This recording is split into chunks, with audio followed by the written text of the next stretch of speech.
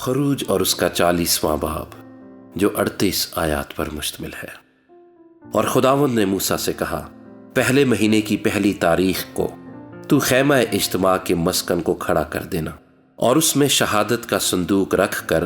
صندوق پر بیچ کا پردہ کھینچ دینا اور میز کو اندر لے جا کر اس پر کی سب چیزیں ترتیب سے سجا دینا اور شمعدان کو اندر کر کے اس کے چراغ روشن کر دینا اور بخور جلانے کی زرین قربان گاہ کو شہادت کے صندوق کے سامنے رکھنا اور مسکن کے دروازے کا پردہ لگا دینا اور سوختنی قربانی کا مذبح خیمہ اجتماع کے مسکن کے دروازے کے سامنے رکھنا اور حوض کو خیمہ اجتماع اور مذبح کے بیچ میں رکھ کر اس میں پانی بھر دینا اور صحن کو چاروں طرف سے گھیر کر صحن کے دروازے میں پردہ لٹکا دینا اور مسح کرنے کا تیل لے کر مسکن کو اور اس کے اندر کی سب چیزوں کو مسح کرنا اور یوں اسے اور اس کے سب ظروف کو مقدس کرنا، تب وہ مقدس ٹھہرے گا۔ اور تو سوختنی قربانی کے مذبح اور اس کے سب ظروف کو مسح کر کے مذبح کو مقدس کرنا اور مذبح نہایت ہی مقدس ٹھہرے گا۔ اور تو حوض اور اس کی کرسی کو بھی مسح کر کے مقدس کرنا اور ہارون اور اس کے بیٹوں کو خیمہ اجتماع کے دروازے پر لا کر ان کو پانی سے غسل دلانا اور ہارون کو مقدس لباس پہنانا اور اسے مسح اور مقدس کرنا تاکہ وہ میرے لیے کاہن کی خدمت کو انجام دے، اور اس کے بیٹوں کو لا کر ان کو کرتے پہنانا اور جیسے ان کے باپ کو مسح کرے ویسے ہی ان کو بھی مسح کرنا تاکہ وہ میرے لیے کاہن کی خدمت کو انجام دے،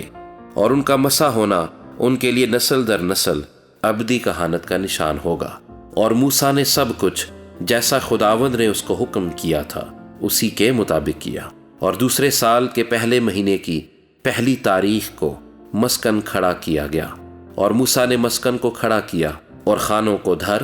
ان میں تختے لگا ان کے بینڈے کھینچ دیے اور اس کے ستونوں کو کھڑا کر دیا اور مسکن کے اوپر خیمے کو تان دیا اور خیمے پر اس کا غلاف چڑھا دیا، اور جیسا خداوند نے موسیٰ کو حکم کیا تھا، اور شہادت نامے کو لے کر صندوق میں رکھا اور چوبوں کو صندوق میں لگا کر سرپوش کو صندوق کے اوپر دھرا۔ پھر اس صندوق کو مسکن کے اندر لایا اور بیچ کا پردہ لگا کر شہادت کے صندوق کو پردے کے اندر کیا جیسا خداوند نے موسیٰ کو حکم کیا تھا، اور میز کو اس پردے کے باہر مسکن کی شمالی سمت میں خیمہ اجتماع کے اندر رکھا اور اس پر خداوند کے روبرو روٹی سجا کر رکھی جیسا خداوند نے موسیٰ کو حکم کیا تھا، اور خیمہ اجتماع کے اندر ہی میز کے سامنے مسکن کی جنوبی سمت میں شمعدان کو رکھا اور چراغ خداوند کے روبرو روشن کر دیے جیسا خداوند نے موسیٰ کو حکم کیا تھا، اور زرین قربان گاہ کو خیمہ اجتماع کے اندر پردے کے سامنے رکھا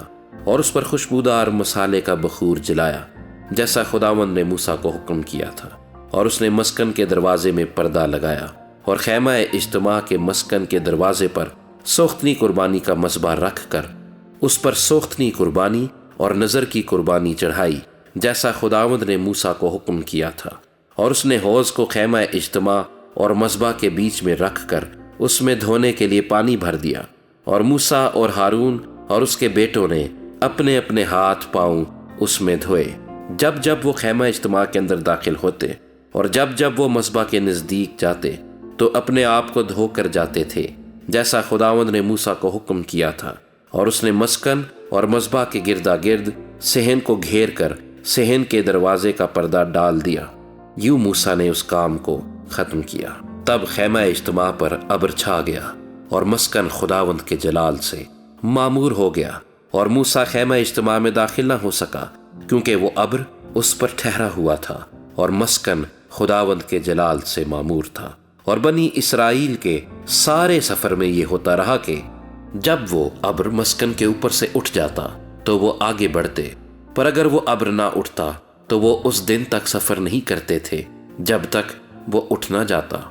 کیونکہ خداوند کا ابر اسرائیل کے سارے گھرانے کے سامنے اور ان کے سارے سفر میں دن کے وقت تو مسکن کے اوپر ٹھہرا رہتا اور رات کو اس میں آگ رہتی تھی۔